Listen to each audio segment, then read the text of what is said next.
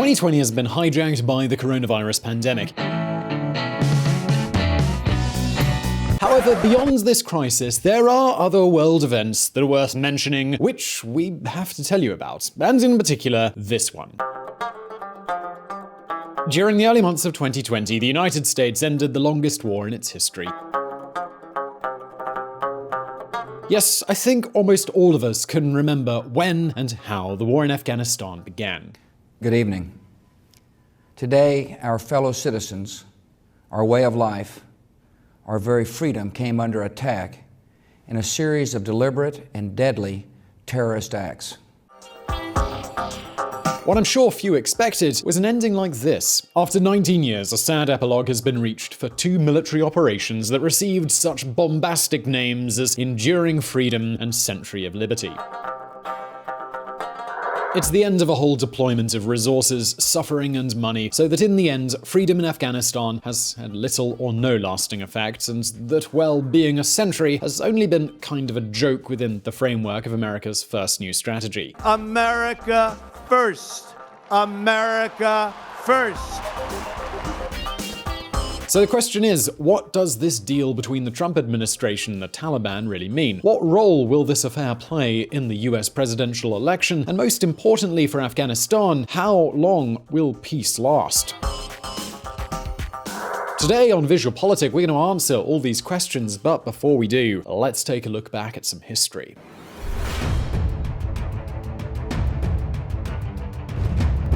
A silent defeat.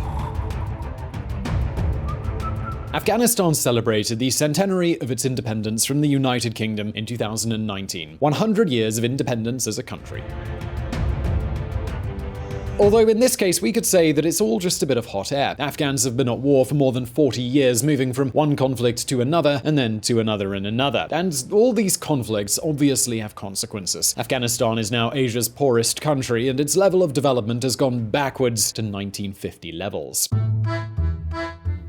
To give you an idea, Afghanistan's modern problems began in 1979 when the Soviet Union invaded the country to support the communist regime that emerged from the Tsar Revolution. It was the Cold War era, and the United States' reaction didn't take long in arriving. Jimmy Carter first and Ronald Reagan later supported the Mujahideen in their fight against the Soviets. Since then, the country would say goodbye to any stable and lasting peace. Around the same time, the CIA saw some bearded boys cheerfully firing their rifles into the air. And then someone in Langley must have thought it was a good idea to fund those Islamic rebels. The rest of the story is well known. The Soviets withdrew defeated and the United States avoided a communist regime. But peace did not settle in Afghanistan. The infighting continued among the warlords, and eventually Afghanistan ended up in the hands of the Taliban, an Islamist group that took over much of the country in the 1990s and which, surprise, surprise, is still there. Look at this news from just a year ago.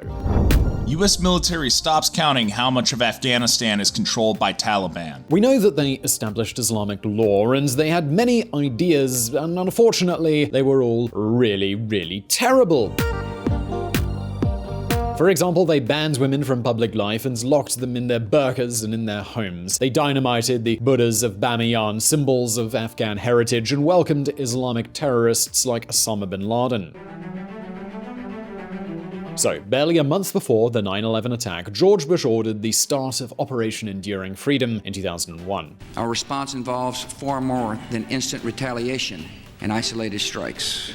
Americans should not expect one battle, but a lengthy campaign, unlike any other we have ever seen. Bombings of Taliban and Al-Qaeda forces began, and soon after, there was an invasion. As you can imagine, 19 years of war in Afghanistan is more than enough. But throughout all of these years, 2011 was a turning point. Good evening. Tonight, I can report to the American people and to the world that the United States has conducted an operation that killed Osama bin Laden, the leader of Al-Qaeda.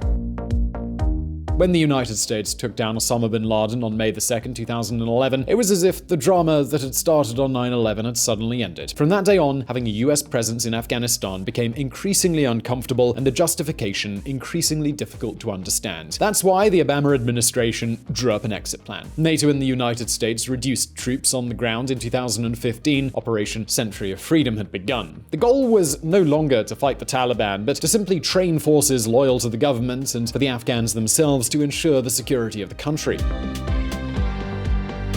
What happened then? Well, we covered this in a different VisualPolitik video. As NATO withdrew its forces, the Taliban regained ground. Since then, however, the widespread feeling in the West is that the worst of the war has already passed. Something like, okay, I'm not exactly booking my next holiday to Kabul, but, well, things in Afghanistan have come a long way since 2010, when NATO suffered more than 700 casualties. And yes, it's true, in the 5 years that Operation Freedom Sentinel has lasted, only 110 coalition soldiers fell in action. Only. But this does not mean that tranquility has returned to Afghan soil, far from it. Violence in Afghanistan last year was worse than in Syria. Today, the Taliban are active in 70% of the country and almost completely dominate rural areas. So yes, while hardly any more Americans are dying, in a way, things for Afghanistanis are even worse.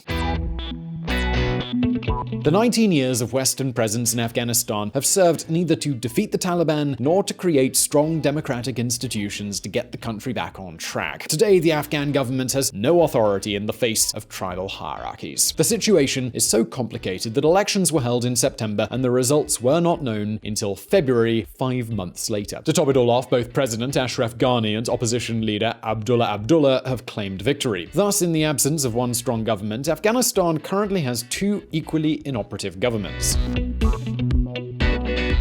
But let's just tell it like it is. None of this matters to anyone, absolutely no one. Negotiations on the future of Afghanistan have been conducted by the United States and the Taliban without regard to the government of Kabul. Okay, so now you might be wondering, well, what does Donald Trump think of Afghanistan? I don't want to kill 10 million people. I have plans on Afghanistan that if I wanted to win that war, Afghanistan would be wiped off the face of the earth. It would be gone. It would be over literally in 10 days. And I don't want to do that. I don't want to go that route. You see, the thing is, before he was president, Trump always said that he'd get the troops out of Afghanistan, that the Americans had no reason to be in those lands. But as we've discussed on this channel before, when he arrived at the White House, he continued Obama's strategy with one fundamental change. He avoided a withdrawal date. And the truth is, this was a successful ploy. But why? Well, think about it for a moment. What happens when parents tell their teenage children they won't be home for a weekend? Well, the kids have a party at the house, and the longer you give them to organize it, the more friends will come to the party. But here, Trump, who has 5 children, said, no, you're not going to get me into this. In Afghanistan, we will act according to the circumstances. Given these circumstances, the game with the Taliban is not very different, and not having a fixed withdrawal date is the best card you can play. In fact, the short-term set of withdrawal dates was probably one of the biggest mistakes Barack Obama made. The fact is that the Taliban, who already started playing Fortnite while waiting for the West to pack up, realized that with Trump, they had to change their plans. That no matter how much their troops advanced on the ground, this war against the United States would never be won on the battlefield. Now, having all the wild cards in hand, why not go to the bargaining table? Well, no sooner said than done. That's exactly what happens. The Taliban at Camp David? When Trump invited the Taliban to the presidential residence of Camp David in September 2019 to sign a peace agreement, his plan was to bang on the table to bang on about his image.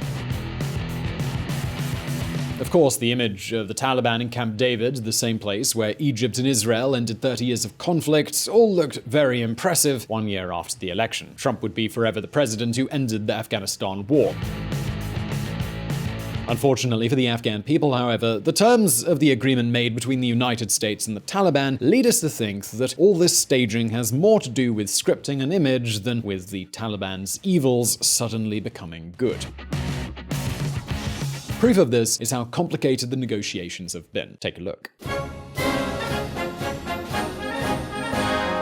Donald Trump delegated the peace negotiations that took place in Doha between the United States and the Taliban to Afghan-American diplomat Zalmay Khalilzad. The Afghan government, which has been largely ignored throughout the process, was the one who was not present in the Qatari capital. Khalilzad had already closed a deal the previous September. In this way, everything was prearranged to such an extent that Trump invited the Taliban to Camp David to rubricize the agreement on the eve of the 9/11 anniversary. Yep, that's right, the Taliban at Camp David on 9/11. In Trump's head, it sounded spectacular. But hold on a moment, because just a few days before the event, this happens. Trump declares US-Taliban talks dead after canceling Camp David meeting. So why did Trump cancel the encounter with the Taliban when everything was ready? Was there anything in the agreement that didn't convince him? Well, the truth is, no. The thing is, there was a Taliban attack in Kabul and 12 people were killed, so just a usual day in the Afghan capital.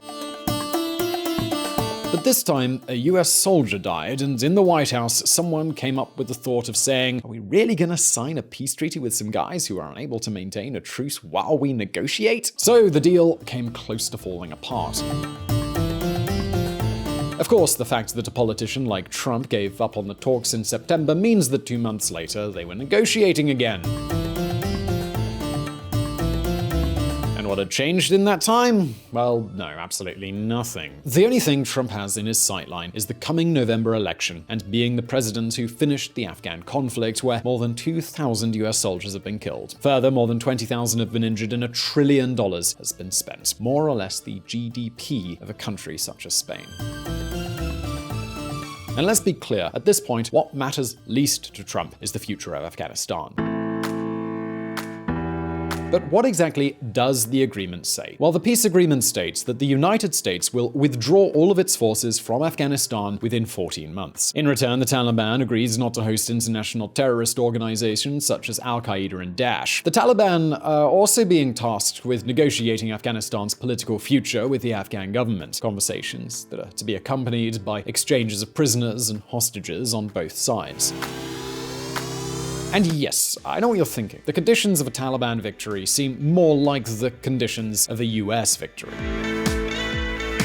But at this point, that's no longer the most important thing. The key to all of this is whether the Taliban can really be trusted. And the Trump administration itself is clear, not really.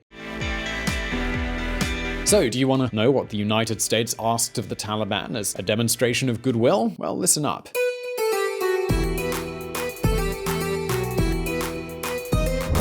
The friend of the mullah. After 9/11 and 19 years of war, the US government called on the Taliban to prove that they could sit still for a week. Yes, it's as if they were at some kind of terrorists anonymous group. Hi, I'm a Taliban member. I haven't planted a bomb in 5 days now. Hang in there, kids. We're on your side.